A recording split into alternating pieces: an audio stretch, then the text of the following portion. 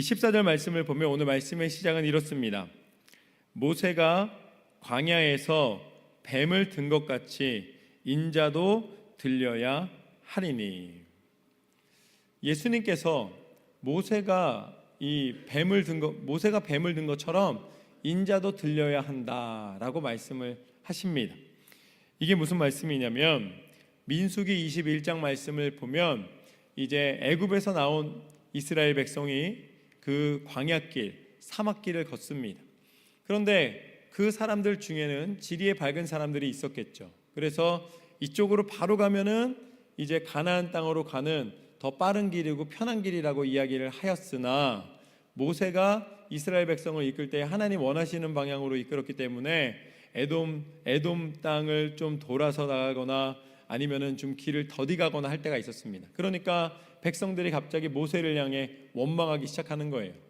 이렇게 힘든 길을 걷게 할 거였으면 차라리 노예로 살더라도 애굽에 있었던 것이, 이집트에서 살았던 것이 더 나았다고 이제 원망을 하기 시작합니다. 그런데 그 원망은 모세를 향한 원망이 아니라 하나님을 향한 원망이었습니다. 그래서 하나님이 그것에 대하여서 이제 심판하셨습니다. 어떻게 심판을 하셨냐면 불뱀을 보내셔서 이 원망하는 그 백성들이 이 원망의 소리를 높이는 가운데 뱀에 물리게 되었습니다. 그래서 물린 사람들 중에 말씀해 보면 많은 사람이 목숨을 잃었다고 나와 있습니다. 그때 모세와 또 백성들이, 모세는 백성들을 대신하여서 또 백성들은 하나님 앞에 이제 이 회개함으로 부르짖게 됩니다.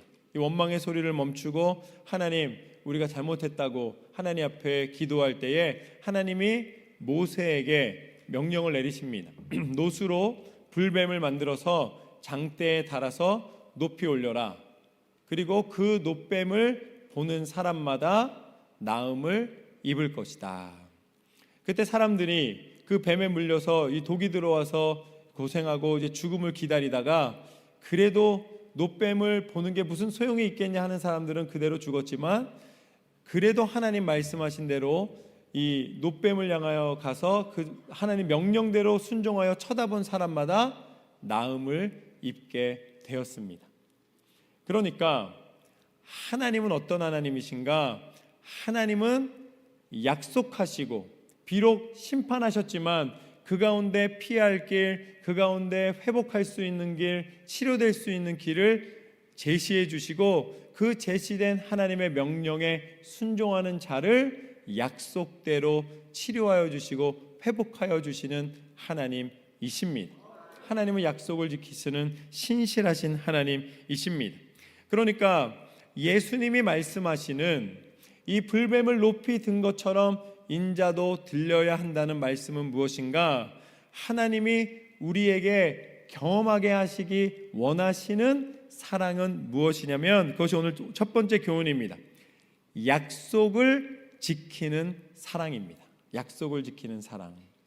하나님은 신실하셔서 약속을 지켜주십니다. 우리가 하나님의 신실하신 약속을 얻고 그 약속을 순종할 때에 하나님께서 그 약속대로 축복해 주시고 응답해 주시는 것을 경험하게 하시기를 원하십니다. 그러니까 하나님이 우리에게 경험하게 하시기 원하시는 사랑은 약속을 지키는 사랑입니다. 그런데 사람은 이 약속을 지킬 수가 없습니다. 하나님 닮은 모습으로 우리가 약속을 지키기를 원하지만 그러나 우리가 완전한 약속을 지킬 수가 없습니다. 왜냐하면 우리 스스로가 완전하지 않기 때문이죠. 그렇지만 하나님은 어떤 하나님이신가? 하나님은 반드시 약속을 지키실 수 있는 하나님이십니다. 왜냐하면 하나님은 전능하신 하나님이시기 때문입니다. 인간의 이 삶은 불완전하고 인간의 삶은 연약한 모습입니다. 인간은 자기 스스로가 이룬 것을 굉장히 뛰어나다 여기고 또 대단한 것을 만들어내기도 합니다. 2025년도 이제 우리가 새로 이제 한 해를 열어주셔서 1월 달이 되었는데 1월 달이 되면은 항상 저기 그 라스베가스에서 그 큰 이 전시회가 열립니다. 근데 거기서 이제 2025년도에 새롭게 이제 2024년까지 새롭게 개발됐고 2025년도에 소개될 기술들이 거기서 많이 이게 전시가 되고 보여집니다. 그런데 그런 기술 중에서 올해 2025년도에 이 대표적으로 나온 것이 뭐냐면, 우리가 많이 들었던 것인데 그것이 더 첨예하게 개발되고 발전된 것들이 보이는데, 그 중에서 몇 가지만 제가 이야기를 드리면, 자율주행이 더 확산된다고 합니다. 자율주행이. 그래서 우리가 운전을 하지 않고 목적지만 딱 입력을 하면은 목적지까지 찾아가서 주차까지 다 해주는 그런 시스템이 더 정교해진다는 것이죠.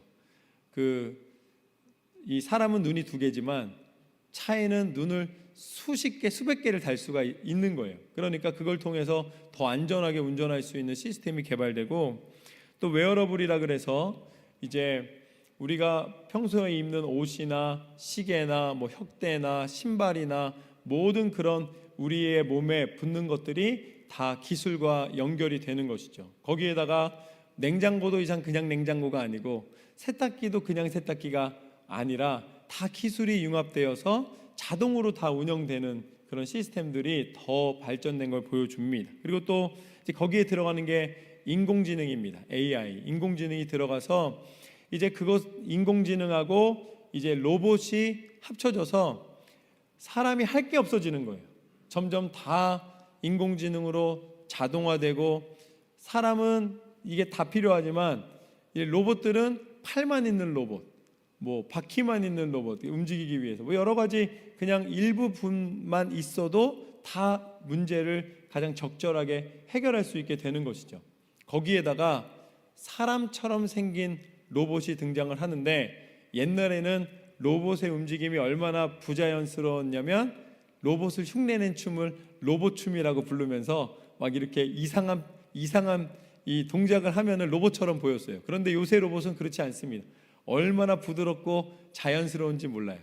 그래서 벨리 댄스도 다 치는 그런 로봇들이 나오는 거예요. 그러니까 그 로봇의 인공지능이 합쳐져서 이제는 집집마다 로봇 한 대씩은 이제 말하자면 사람이 귀찮고 하기 싫은 일들을 할 수 있도록 그렇게 시키는 로봇이 판매되는, 옛날에는 영화에나 나왔던 장면들이 지금 현실이 되는 그 날이 얼마 남지 않은 것을 이제 보여주는 전시회가 열렸습니다.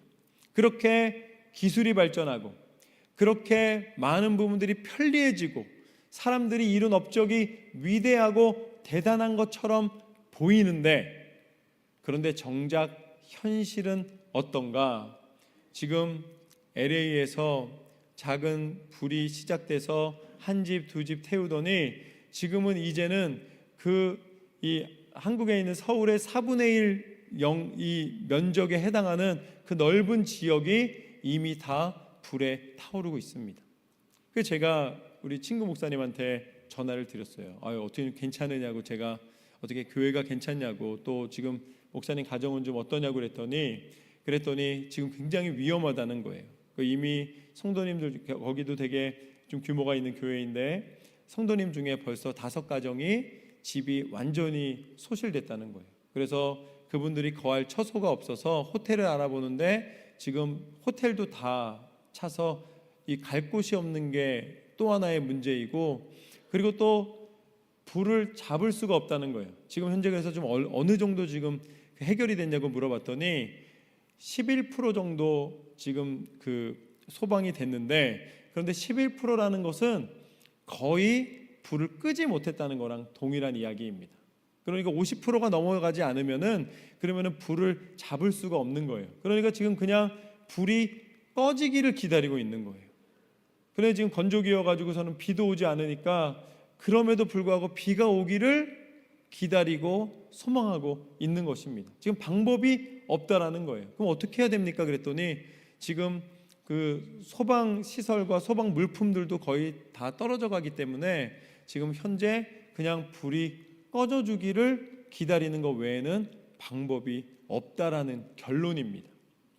우리가 기도해야 됩니다. 그곳에서 고통받고 있는 분들을 위해서 우리가 함께 기도하기를 원합니다.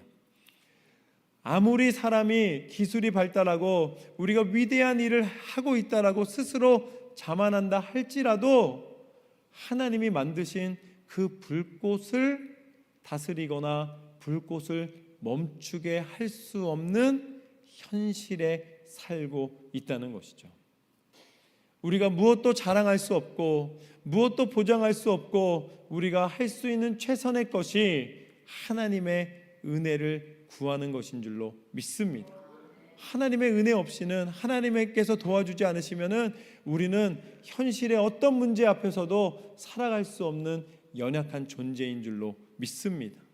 작은 것을 이루고 작은 업적 때문에 그것이 전체인 것처럼 오해하고 자랑하는 것, 그것이 인간의 삶이 되면 안 된다는 것입니다. 하나님이 만드시고 하나님이 조성하시고 하나님이 다스리시는 것을 인정해 드리며 하나님 앞에 간구하며 나아갈 때에, 그때 그나마 우리가 하나님의 은혜 안에서 숨을 쉴 수 있는 줄로 믿습니다. 그러니까 그 산불 속에서도 하나님의 은혜를 구하며 기도할 수 있다는 우리에게 그것이 은혜인 줄로 믿습니다.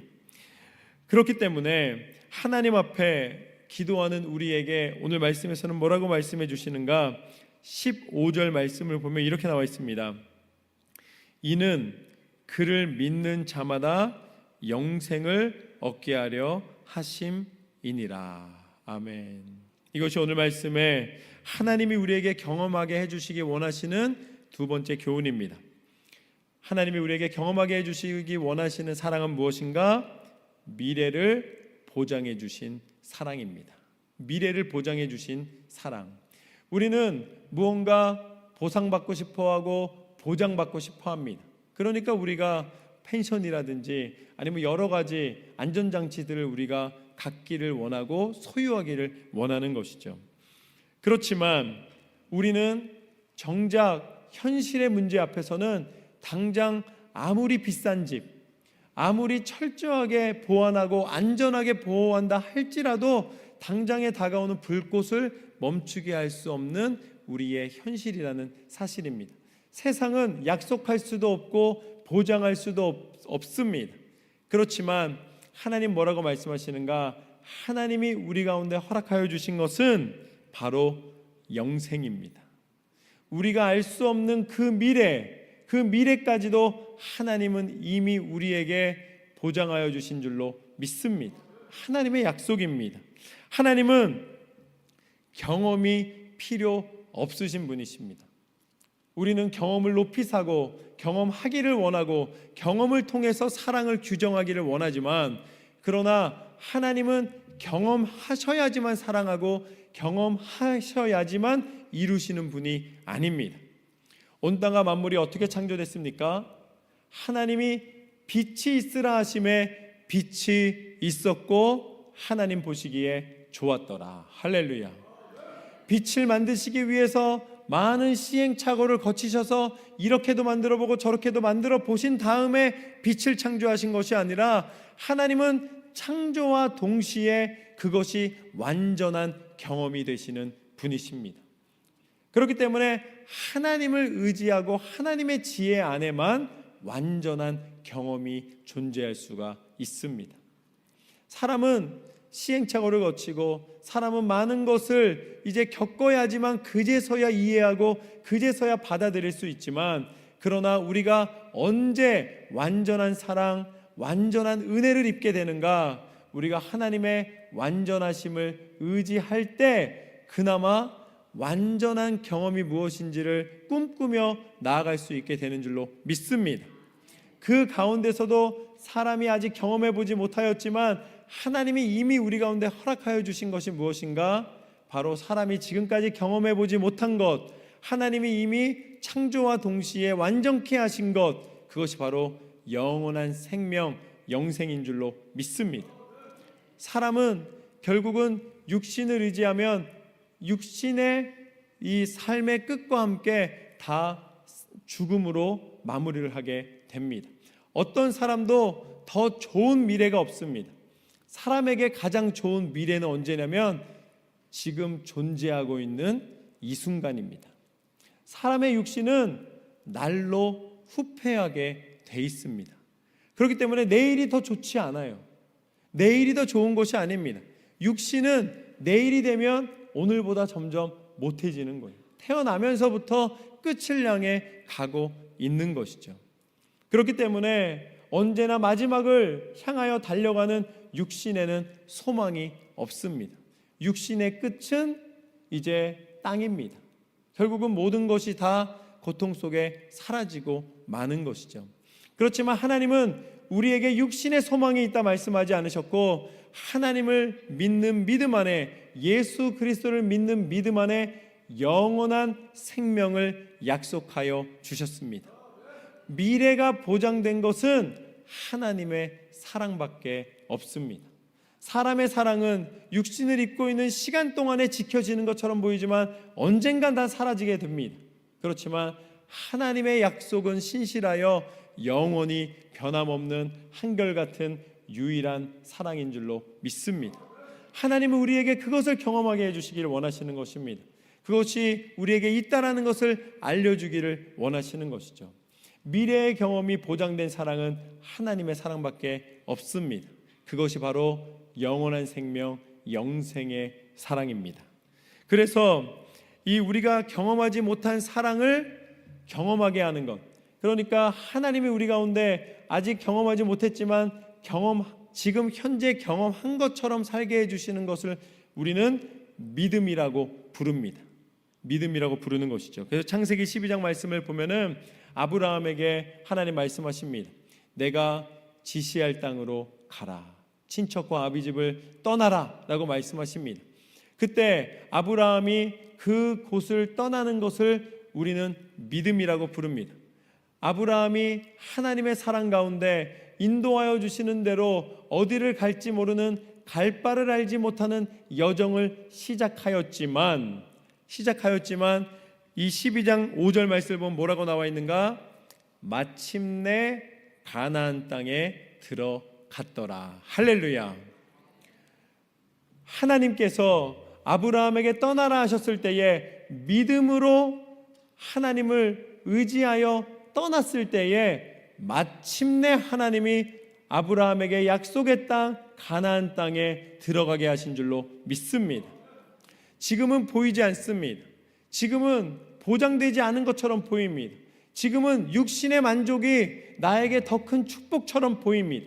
그렇지만 하나님이 우리에게 주신 영생이 있다는 것을 분명히 의지하고 믿음으로 나아갈 때에 지금은 보지 못하였으나 하나님 부르시는 그 순간 마침내 하나님의 그 약속된 미래의 영생의 능력을 허락하여 주실 줄로 믿습니다.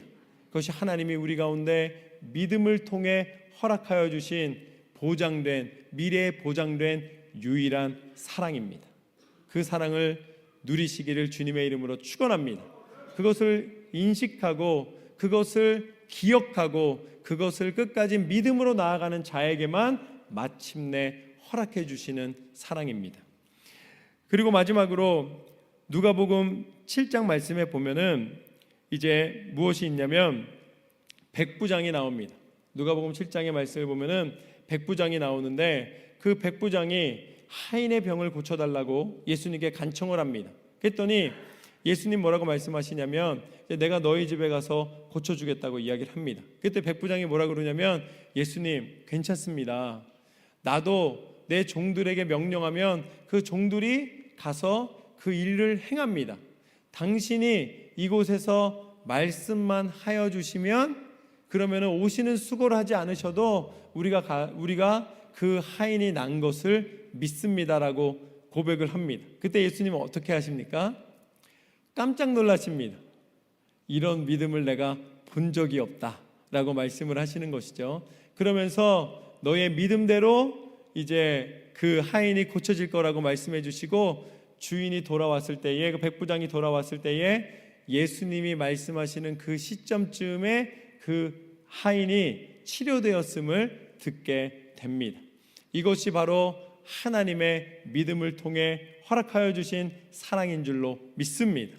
하나님이 깜짝 놀랄 만한 그런 보장된, 하나님이 내려주시고 인도하시는 믿음의 은혜를 누리시기를 주님의 이름으로 축원합니다. 오늘 말씀의 마지막 16절 말씀을 보면은 이렇게 나와 있습니다. 하나님이 세상을 이처럼 사랑하사 독생자를 주셨으니 이는 그를 믿는 자마다 멸망하지 않고 영생을 얻게 하려 하심이라. 아멘. 하나님이 우리 가운데 경험하게 해주시기 원하시는 마지막 세 번째 사랑은 미래의 천국을 경험하게 해주시는 사랑입니다. 현재를 살면서 미래의 천국을 경험하게 해주시는 사랑. 우리가 영생을 이제 하나님으로부터 보장받은 사랑이라고 우리가 나누었습니다. 그런데 그 미래에 보장받은 그 하나님의 사랑이 바로 무엇이냐면 그 실체가 바로 천국입니다. 하나님께서는 천국의 은혜를 우리 가운데 허락하여 주셨습니다. 그래서 하나님은 사랑하는 자에게 하나님이 예비하신 천국의 은혜를 베풀어 주십니다. 요한복음 20장 말씀에 보면은 예수님이 부활하셨습니다. 그리고 부활하신 예수님이 이 천국의 은혜를 알려주셨습니다. 그런데 그때 의심받은 도마가 이렇게 이야기하였습니다. 나는 예수님을 보기 전에는 그냥 보는 것이 아니라 예수님의 이 손에 있는 못자국과 옆구리에 있는 창자국을 직접 보고 만지는 경험을 하기 전에는 내가 믿을 수도 없고 인정할 수도 없다고 이야기를 하였습니다. 그런데 예수님께서는 그렇게 이야기하는 도마 앞에 나타나셨습니다. 그리고 도마에게 말씀하셨습니다. 내 옆구리에 손을 넣어보고 내 손의 못자국을 만져보아라. 도마가 그 손과 옆구리의 못자국을 만진 다음에 이제 예수님이심을 인정하게 되었습니다. 그제서야 예수님이 진짜 살아나셨고 우리 가운데 그 미래의 영원한 생명에 대한 은혜를 이 실제적으로 예비하고 계시다는 것을 알게 되었습니다.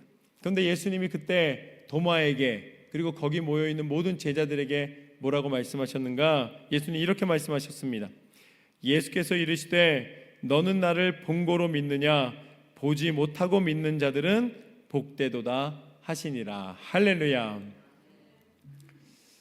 우리 갈보리교회 성도님들은 최소한 도마보다는 축복받은 사람들인 줄로 믿습니다.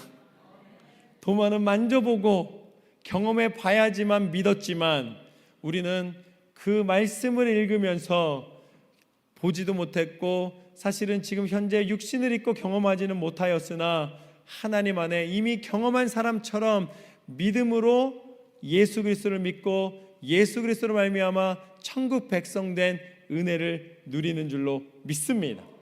그러기에 우리는 이미 그 믿음 안에서 천국의 소망이 있기 때문에 천국이 예비되어 있기 때문에 천국이 보장되어 있기 때문에 이 순간 천국의 은혜를 누리며 살아가게 하시는 줄로 믿습니다.